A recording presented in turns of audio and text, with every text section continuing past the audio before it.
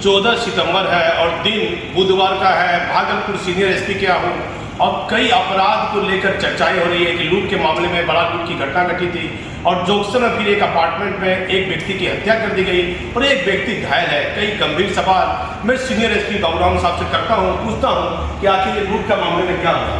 Sir नमस्ते sir. जी नमस्ते। क्या है सर?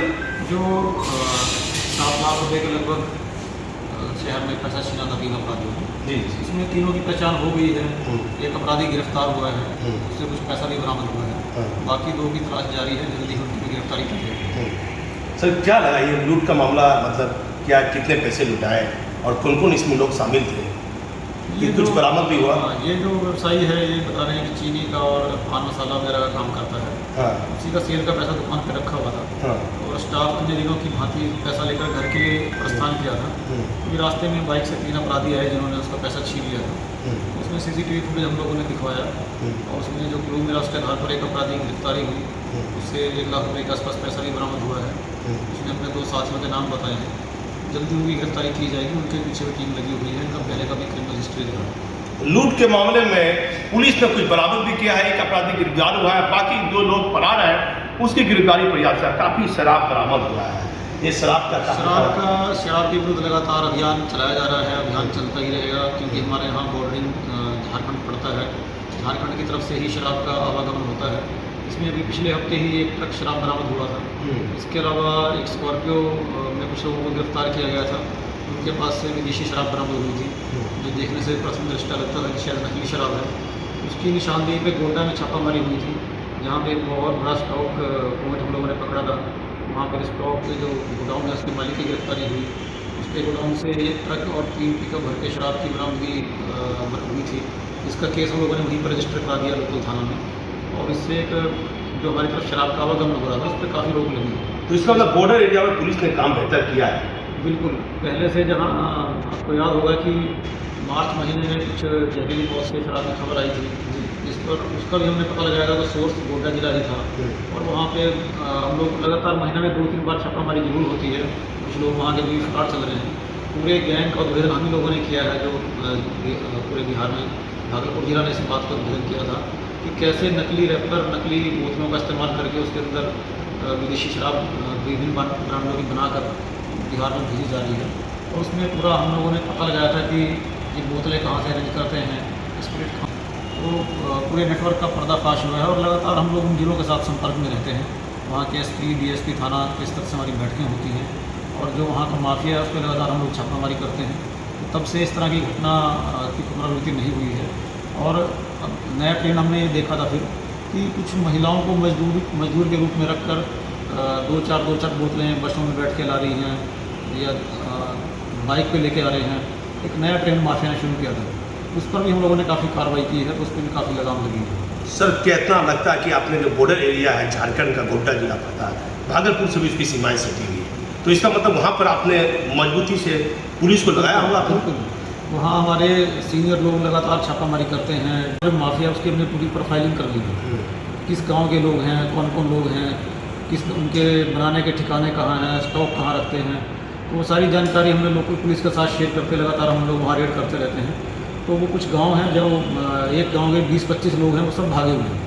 तो क्योंकि वो अपने एरिया में रह नहीं पा रहे हैं, तो इसलिए शराब बना नहीं पा रहे हैं और इधर भेज नहीं पा रहे हैं। देखिए एक नई पहल भागलपुर पुलिस ने की है। मार्च महीने में होली में घटना घटी थी, जहरीली शराब से कुछ लोग मरे थे। तो जो झारखंड से सीमा सटी हुई है भागलपुर की, वहाँ सीनियर SP बाबूराम के निर्देश के बाद पुलिस जाती है। एक गांव में ऐसे कुछ लोग हैं जो किस तरह से नकली बोतल शराब की बनाती है, किस स्पीड का इस्तेमाल करती है। दर्जनों लोगों को जेल भेजा गया। भारी मात्रा में नकली पेपर शराब की बोतलें सर बरामद की गई। बिल्कुल, खाली बोतलें भी बरामद हुई थी और रैपर भी बरामद हुए थे, स्पिरिट भी बरामद हुई थी। शराब बनाने का तमाम सामग्री और उपकरण बरामद हुआ है। सर एक अपार्टमेंट में क्या गोली हत्या कर देता है, बड़ा ये मामला सुर्खियों में आया। बाबूराम साहब आपकी जिम्मेदारियाँ बढ़ जाती है, क्या इस पर कहिएगा? इसमें एक जो अपार्टमेंट का गार्ड था, एक रात में कुछ लोगों ने उसका गला रेत कर हत्या कर दी थी। उसके साथ में उसका एक और पड़ोसी लड़का आके रह रहा था, उसको भी काफ़ी गंभीर रूप से जख्मी कर दिया था। तो वो लड़का जो गंभीर रूप से जख्मी है, भी इलाजरत है, उसने भी बयान नहीं दिया है। हालांकि जब वो बयान देगा तो सारा मामला का पर्दाफाश हो ही जाएगा। लेकिन इसके अलावा भी उस सोसाइटी में जितने लोग रहने वाले हैं, जो वहाँ आ जा रहे हैं, उन सब से हमने उनको जांच के दायरे में रखा है। वहाँ का 3-3 दिन कैंप आप किए, थाना में गए, कुछ जहाँ घटना घटी अपने से कैंप किए, डॉग स्क्वाड की टीम गई, तो कुछ तो आपको लगा होगा कि क्या मामला है? मामला इसमें 2-3 बिंदु पे हम लोग अनुसंधान कर रहे हैं, लेकिन जब तक कोई पुख्ता सबूत हमारे सामने नहीं आ जाता है तब तक हम डिस्क्लोज नहीं करना चाहते हैं किसी भी एंगल को। लेकिन 2-3 में से एंगल में से ही कोई एक इसमें है, और CCTV फुटेज भी वहाँ मिली है, लेकिन वो उतनी स्पष्ट नहीं है। इसके अलावा कुछ और जो ऐसे बिंदु हैं वो भी हम डिस्क्लोज नहीं करना चाहेंगे, क्योंकि उससे फिर कई बार दिक्कत ऐसी होती है कि जो अपराधी हमारे हाथ आने वाला वो नहीं आता है, लेकिन जल्दी इसको भेजन कर। दूसरा जो जख्मी व्यक्ति है सर, स्वस्थ ठीक है, खतरे से बाहर है? खतरे से बाहर अभी नहीं है, मतलब हालत उसकी फिलहाल सीरियस ही है, लेकिन एक बार थोड़ा वो स्टेबल हो जाएगा तो उसका ध्यान। क्या चाकू से मारा, क्या किससे मारा? वहाँ पे एक चाकू और एक और चाकू जैसा ही हथियार बरामद हुआ था, जिसको खून लगा हुआ था। तो वो चाकू को देखने से लगता था कि शायद वो जो गाड़ी अपने घर में इस्तेमाल करता था वही उन्होंने इस्तेमाल किया, और देखने से भी लगता है कि वो परिचित लोग ही रहे होंगे। रात के बाद जो घटना हुई और जिस तरह से वो निकले, तो उन चीज़ों से लगता है कि वहाँ पर कोई अनजान आदमी इस तरीके से न प्रवेश कर सकता है, ना ही निकल सकता है। एक घटना घटी है, उसमें सीनियर एसपी महत्वपूर्ण जानकारी देते हैं। घटना में एक व्यक्ति की मौत हो जाती है, देर रात अपराधी घुसते हैं और एक आदमी उसमें सीरियस बताया जा रहा है। अपने से लगातार 3 दिन वहाँ सीनियर एसपी कैंप किए हैं सर, पितर पक्ष चल रहा है, फिर विश्वकर्मा पूजा है, चहलुम है, आपकी जिम्मेदारियाँ बढ़ जाती है। पुलिस गश्ती पर क्या कहिएगा सर? सभी थाना को हम लोगों ने अभी 2 दिन पहले भी VC करके गश्ती के बारे में निर्देश दिया है। कल भी हेडक्वार्टर के द्वारा नए निर्देश गश्ती के बारे में दिए गए हैं कि गश्ती को सशक्त करना है, इसमें कहीं पर लापरवाही पाई जाती है तो कड़ी कार्रवाई करनी है। पिछले कुछ दिनों में हम लोगों ने जिन पदाधिकारियों कर्मियों को गश्ती के क्रम में लापरवाही पाया गया था, उनसे स्पष्टीकरण पूछा गया है। अभी हम उनको पुलिस लाइन में ट्रेनिंग देंगे, उनको ब्रीफ करेंगे, गश्ती का महत्व बताएंगे, गश्ती कैसे करनी है, किन बातों का ध्यान रखना है, ये सारी बातों से उनको अवगत कराया जाएगा। इस चीज़ को उनकी सेवा पुस्तिका में अंकित किया जाएगा। इसके बाद अगर दोबारा कोई आदमी लापरवाह पाया जाता है तो उनको विभागीय कार्रवाई करके सीधा नौकरी से बर्खास्त किया जाएगा। अब देखिए, सीनियर एसपी ने कहा है कि यदि पुलिस गश्ती की चेतावनी देने के बाद भी सुधार नहीं आती है तो विभागीय कार्रवाई कर नौकरी से बर्खास्त किया जाएगा। जिम्मेदारियां सर भर जाएगी। दुर्गा पूजा भी है, छठ है, काली पूजा है, लगातार त्यौहार है, और आप DIG में प्रमोशन आपका इस जिला में होने वाला, तो आपकी एक अहम रोल आपका इस जिला में रहेगा। तो भागलपुर की भौगोलिक जो स्थिति है, झारखंड की सीमा सटी हुई है, बंगाल की सीमा, तो इस पर क्या आपको लगता है, किस तरह से इसको देखिएगा? देखिए, अभी क्योंकि मुझे यहाँ काफ़ी टाइम हो गया, कई फेस्टिवल्स हम लोगों ने सफलतापूर्वक यहाँ आयोजन कराया है, मुझे लगता है कोई दिक्कत नहीं होगी। अभी जो चहलुम आने वाला है, विश्वकर्मा पूजा आने वाला है, इसके लिए हमने सभी थाने के साथ मीटिंग करके उनको निर्देश दिए हैं, और जो निरोधात्मक कार्रवाई करनी है या असामाजिक तत्वों के विरुद्ध कार्रवाई करनी है वो जारी है। इसके अलावा जो समितियां हैं, जो आयोजक हैं, उनके साथ बैठक करके शांति समिति के साथ बैठक करने का निर्देश हम लोगों ने दिया है। तो पूरी प्रोफाइलिंग हम लोग कर लेते हैं फेस्टिवल से पहले कि कहाँ कहाँ से जुलूस निकलना है, किन लोगों ने मूर्ति बिठाई हुई है, जो आयोजक लोग हैं वो कैसे हैं, कितने मेच्योर हैं, किसी का कोई बैड करेक्टर या इस तरह का इतिहास तो नहीं है, और किस रूप से वो जाएंगे, रास्ते रूट में जो है कहाँ कहाँ संवेदनशील स्थल हैं। जब हम लोग सारा अंदाज़ा लगा लेते हैं कि क्या हो सकता है, खराब से खराब परिस्थिति में क्या हो सकता है, अगर ऐसा कुछ होता है तो उसको प्रिवेंट करने के लिए, उसको कंट्रोल करने के लिए क्या संसाधनों की जरूरत है, ये सारी प्लानिंग हम एडवांस में कर लेते हैं। इसलिए मुझे लगता है कोई दिक्कत नहीं होगी। देखिए, लंबे समय से बम विस्फोट की घटना यहाँ हो रही थी, और सर ज्वाइन जब किए थे तो 2 महीने के बाद 14 लोगों की मौत है। मैंने तो खूब आपके खिलाफ में खबर चलाई है सर, अचानक कहीं बम की घटना नहीं घट रही है, सब पटाखा को आप बंद कर दिए, पटाखा बेचने नहीं दे रहे लोगों को, ये किस तरह की कार्रवाई है? जब ये बम की घटना जब हुई थी, पटाखों में ब्लास्ट होने की वजह से जब काफ़ी नुकसान हुआ था, तब हम लोगों को पहली बार पता चला कि यहाँ पर कुछ ऐसे लोग हैं जो अनधिकृत तरीके से, देसी तरीके से पटाखा या बम का निर्माण करते हैं, और इस तरह से निर्माण करना या इस तरह से भंडारण करने से कभी भी बड़ी दुर्घटना घट सकती है, जैसा कि हुआ। तो उसके बाद हम लोगों ने ऐसे लोगों को चिन्हित किया, उनकी प्रोफाइल तैयार की कि कौन लोग हैं ऐसे जो इस काम में लगे हुए हैं, बनाने वाले, सप्लाई करने वाले, कहाँ से बारूद लाते हैं। उसमें काफ़ी लोग गिरफ्तार हुए। कलकत्ता तक हमारी टीम जाके उस सोर्स का पता लगा के आई जहाँ से बारूद लाया जाता था, किस तरह से बस में लाया जाता था रख के, उसमें बारूद का सप्लाई करने वाला भी गिरफ्तार हुआ। तो हमने इतनी कड़ी कार्रवाई की है, और तब से हम लोग लगातार उन लोगों पर नज़र रखे हुए हैं। तो दोबारा किसी की हिम्मत नहीं हुई इस तरह से पटाखा निर्माण। आरोपी जेल में है, आरोपी जेल में है। इसके अलावा शहर में कुछ ऐसे व्यवसायी थे जो परंपरागत रूप से पटाखे का खरीद बिक्री का काम करते थे, लेकिन उनका समस्या ये था कि बिना लाइसेंस के काम कर रहे थे। भीड़ भाड़ वाली जगहों में शहर के बीचों बीच उन्होंने अपने पटाखे के बड़े गोदाम बनाए हुए थे। उन गोदाम में कभी कोई दुर्घटना हो जाती तो बहुत नुकसान हो सकता था। ऐसे लोगों पे हम लोगों ने कार्रवाई की, बड़े स्तर पे पटाखों को जब्त किया, FIR किया। तो अब हम लोगों ने लगातार थाना को निर्देश देते रहते हैं, बीच बीच में ड्राइव कराते हैं कि ऐसे सब लोगों के यहाँ जाके फिर से जांच करेंगे, कोई आदमी दोबारा तो इस काम में संलग्न नहीं हो जाए। तो तब से अभी तक ऐसी कोई शिकायत नहीं आई है, ना ही अवैध पटाखा निर्माण की, ना ही बिना लाइसेंस के पटाखा भंडारण या बिक्री की।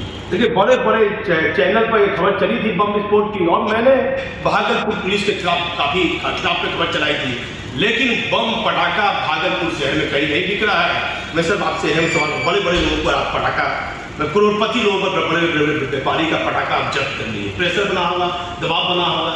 हमने चैम्बर ऑफ कॉमर्स में भी हम लोगों से बात की, हमने उनको बुलाया, उनको समझाया कि देखिए ये एक इलीगल एक्टिविटी है, इससे लोगों की जान माल को खतरा है। ये ठीक है, कुछ लोग अपने व्यवसाय के लिए कर रहे हैं, अपने बिजनेस के लिए कर रहे हैं, लेकिन उनको लाइसेंस लेना होगा, लाइसेंस लेके अपने गोदाम को सुरक्षित जगह पर शिफ्ट करना होगा। और ऐसी घटनाओं को रोकने के लिए, अग्नि की घटना को रोकने के लिए तमाम तरह के जो उपाय जरूरी होते हैं वो उपाय करने होंगे। अगर उनको यहाँ भंडारण और बिक्री का काम करना है तो पब्लिक सेफ्टी को ध्यान में रखते हुए नियम के अनुसार लाइसेंस लेकर ही वो कर पाएंगे, अन्यथा वो नहीं कर पाएंगे। हम ऐसी कार्रवाई करते रहेंगे। तो उन लोगों से हमने अनुरोध किया कि आप ऐसे लोगों को समझाएं। सर लाइसेंस लेने के बाद कितनी मात्रा में पटाखा रखते हैं शहरी क्षेत्र में?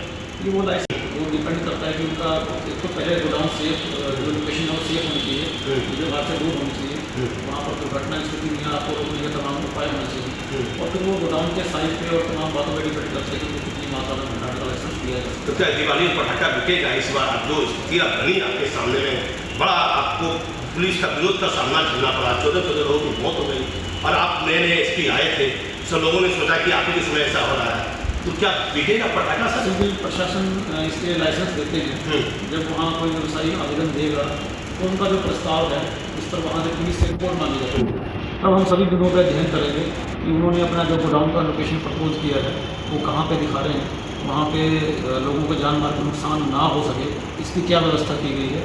उन तमाम बिंदुओं को ध्यान में रख के ही अपना हम लोग मंतव्य देंगे। क्या नए लोगों को लाइसेंस भी दिया जाएगा पटाखा वाला, या पुराने लोगों को? लाइसेंसिंग अथॉरिटी तो सिविल प्रशासन है, उनको देना, लेकिन हम लोग सेफ्टी के बिंदुओं पर पूरी जाँच करके ऑडिट करके ही अपना रिपोर्ट देंगे। ये लाइसेंसी यदि कोई आदमी पटाखा बेचने दीजिए, लाइसेंसी अगर कोई आदमी पटाखा भंडारण करता है या बेचता है तो वो विस्फोटक अधिनियम के अंतर्गत एक गंभीर अपराध है और ऐसे अपराध में कड़ी कार्रवाई का प्रावधान। थानेदार भी दोषी है या नहीं रहेगा उस इलाके में? ऐसा देख रहा है। हाँ, अगर किसी थानेदार के यहाँ इस तरह की गतिविधि पाई जाएगी तो निश्चित रूप से उसको थाना की लापरवाही माना जाएगा और आप कड़ी कार्रवाई की जाएगी। आप देखिए पटाखे के समय दिवाली नजदीक है, यदि पटाखा शहरी क्षेत्र में बिका और थानेदार ने सीनियर अधिकारी को जानकारी नहीं दी कि बिना लाइसेंस के पटाखा बिक रहा है तो थानेदार पर बड़ी कार्रवाई होगी।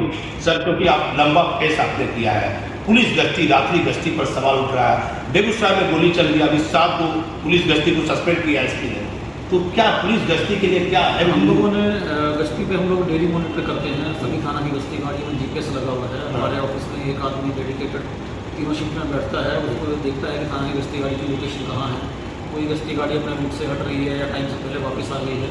ऐसे सब मामलों में लोग कार्रवाई करते हैं ताकि जो नीचे के अधिकारी लोग हैं, कर्मचारी लोग हैं, वो लगातार सजग रहें, अपने ड्यूटी के प्रति उनको एक अलर्टनेस रहे और उनको लगे कि उनको मॉनिटर किया जा रहा है। ऐसा नहीं है कि उनको कोई देखने वाला नहीं है। अभी हम लोगों ने ये निर्देश दिया है कि अगर कहीं कोई आपराधिक घटना घटती है, कहीं पे कोई चोरी डकैती लूट हो जाती है तो सुपरवाइजरी अथॉरिटी ये देखेंगे कि उस टाइम थाना की गश्ती गाड़ी कहाँ थी, उन्होंने अपनी ड्यूटी ठीक से की या नहीं की, और अगर उसमें लापरवाही पाई जाती है तो उनके विरुद्ध भी कार्रवाई के लिए अनुशंसा वो करेंगे, इसके आधार पर त्वरित कार्रवाई की जाएगी। त्यौहार को लेकर कोई अहम बैठक आपकी तरफ से दिशा निर्देश? चेहुल्लुम और विश्वकर्मा पूजा को लेकर एक बार हम लोग बैठक कर चुके हैं शहर के सभी थानेदार के साथ में, और जो बाकी जिला के थानेदार CI DSP हैं उनसे हम लोग BC कर चुके हैं। अभी जल्दी एक बैठक फिर से करेंगे। तो पिछली बैठक में हमने निर्देश दिए थे, देखेंगे उनका अनुपालन कहाँ तक हुआ है और अभी क्या स्थिति है। घटना घट जाती है, पुलिस गश्ती नहीं एक्टिव रहने के कारण ऐसे लोगों को चिन्हित कीजिएगा नहीं? बिल्कुल बिल्कुल, अगर कहीं गश्ती की लापरवाही के कारण कोई घटना घटती है तो उस पर कड़ी अनुशासनिक कार्रवाई निश्चित है।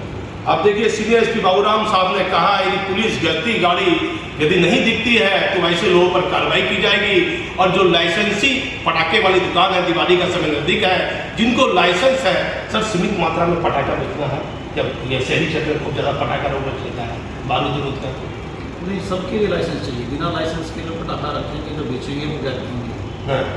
और चहलनुम और विश्वकर्मा पूजा नजदीक है, इसके लिए एक बैठक सीनियर एसपी कर चुके हैं और दूसरी बैठक करेंगे जो इन्होंने दिशा निर्देश दिया है चहलनुम और मुहर्रम पर, उसका कितना पालन यहाँ के पुलिस अधिकारी किए हैं। कई महत्वपूर्ण दिशा निर्देश भी आप किन बिंदु पर दिया?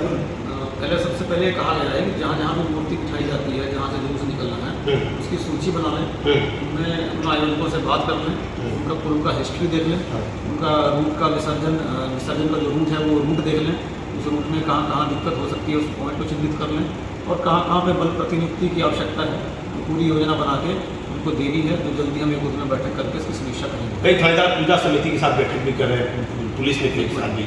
उनको अपने जो पुलिस के सपोर्टर लोग हैं उनको हमेशा कॉन्फिडेंस में रखना ही होता है। शांति समिति के लोग हैं वो हमेशा साथ में खड़े ही रहते हैं, लेकिन जो पूजा समिति के लोग हैं, जो आयोजक लोग हैं, वो हमेशा बदलते रहते हैं।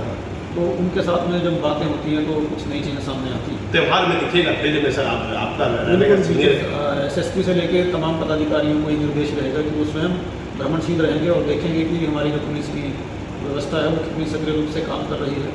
कहीं पे मजिस्ट्रेट भी साथ में रहते हैं, कैमरामैन भी रहते हैं, हमारा जो बल है बाहर से बल आता है वो भी रहता है। तो ये लगातार हम लोगों को ड्यूटी चेकिंग करते रहना होता है। अब देखिए सीनियर एसपी ने कई महत्वपूर्ण बातें कही है, आप हमारी पूरी खबर को देखिए, लेकिन जो लोग हमारा चैनल देख रहे हैं इस बात पर ध्यान रखें कि अवैध पटाखा ना बेचें, क्योंकि नहीं तो पुलिस आप पर बड़ी कार्रवाई करेगी। और एक हत्या के मामले में एसपी ने कहा है कि बहुत गहन तरीके से गोपनीय तरीके से अनुसंधान हो रहा है, अब पुलिस जल्दी इस मामले में खुलासा करेगी। भागलपुर से दीपक लौरंगी।